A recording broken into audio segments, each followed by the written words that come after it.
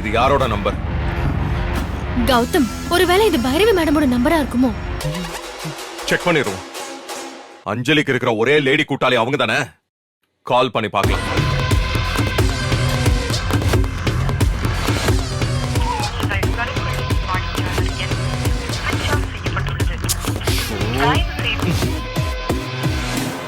இந்த நம்பர்ல இருந்து பேசினது அந்த லேடி தானே? இல்ல இல்ல இல்ல, அது ஏதோ மார்க்கெட்டிங் கால். பொய் சொல்லாத. இல்ல கௌதம், இவரை தனியா விசாரிச்சா உண்மை வெளியே வராது. அஞ்சலியை கூட்டிட்டு வந்து 2 பேரையும் நேருக்கு நேரா நிக்க வச்சு கேள்வி கேட்டாதான் எல்லா உண்மையும் வெளியே வரும்.